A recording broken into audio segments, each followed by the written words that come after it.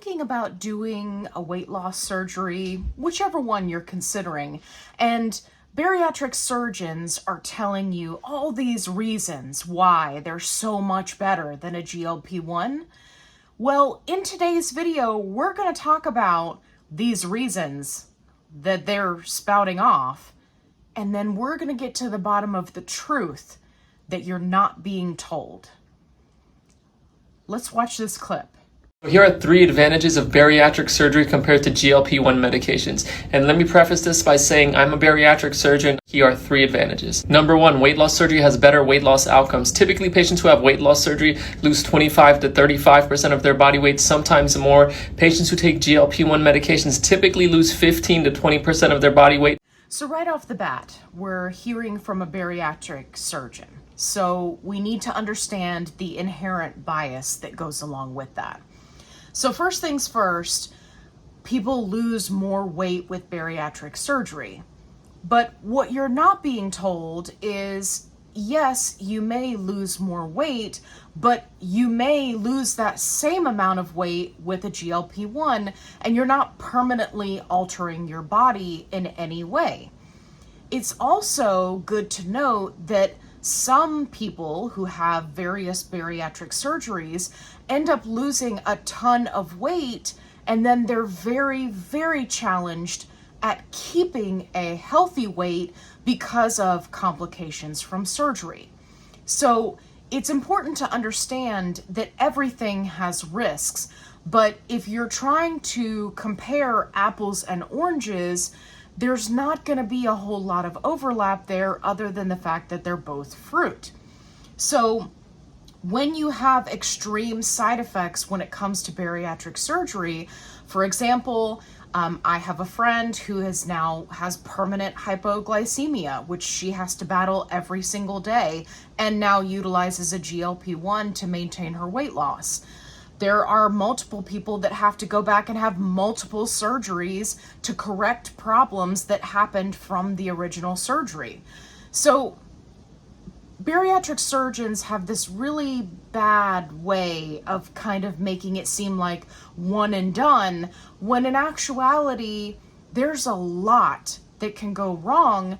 And once you've made a change that's that drastic, right, that requires surgery, that means that in order to undo it, you're now booking another surgery. I've talked about in previous videos where a friend of mine had to go back in for 4 additional surgeries. 4.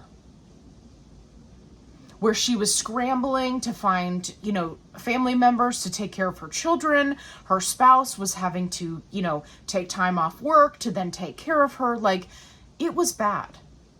And it's very, very challenging to be in that level of stress when all you wanted to do was have a surgery that was supposedly going to cure your obesity. 2 surgeries done once. With an operation like a sleeve or gastric bypass, many patients are able to reach a healthy weight and maintain that healthy weight for the rest of their life. Number 3, weight loss surgery can improve or cure many conditions associated with obesity.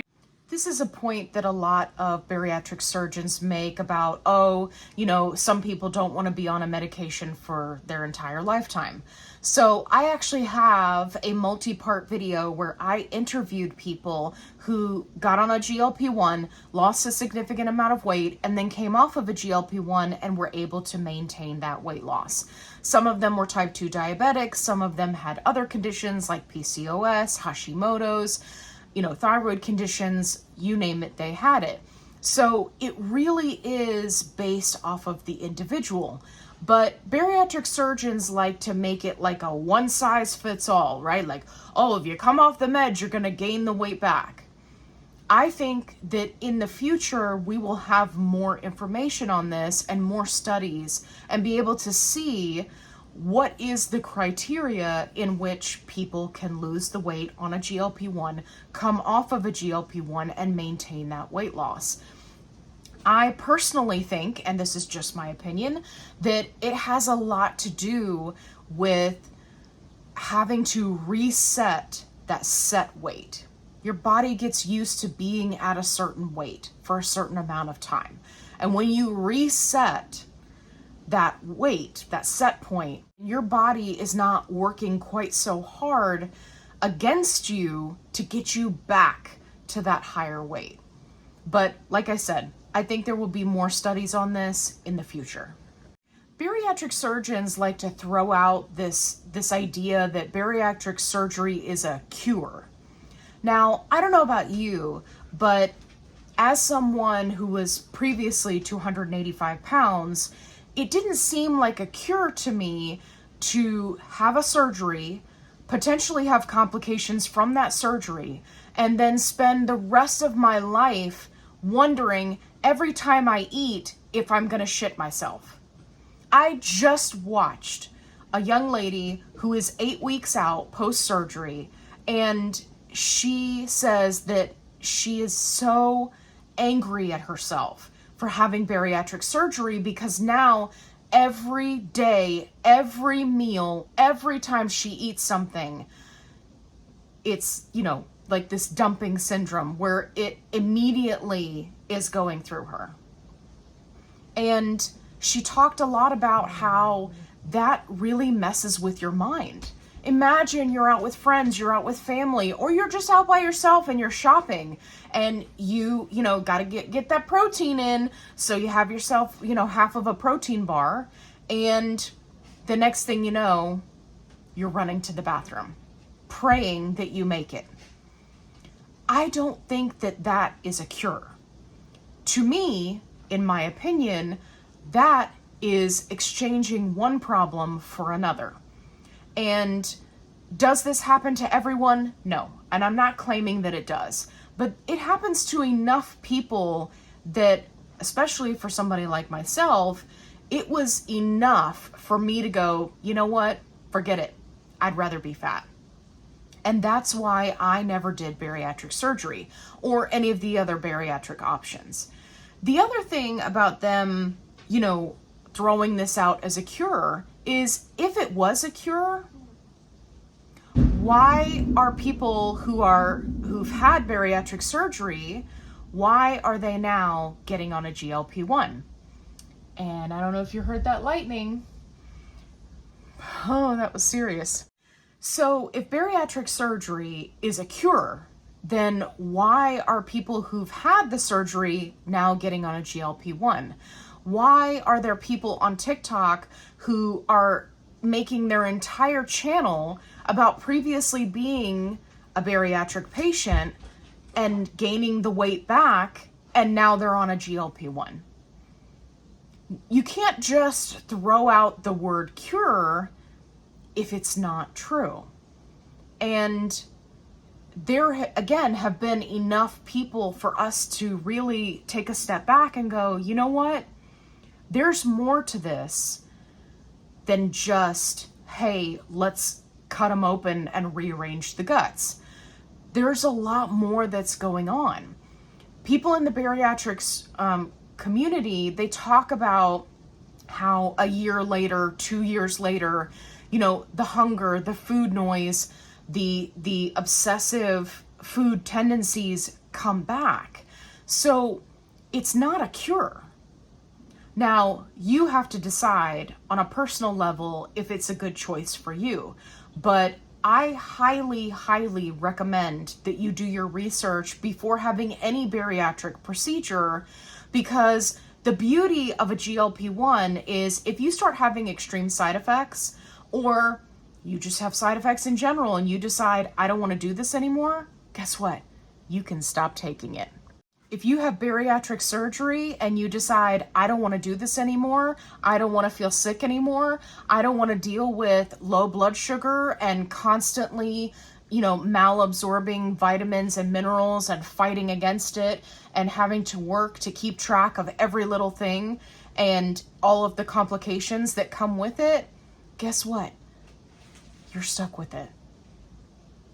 So it's really important that you take the advice from surgeons with a grain of salt, because guess what surgeons are taught to do?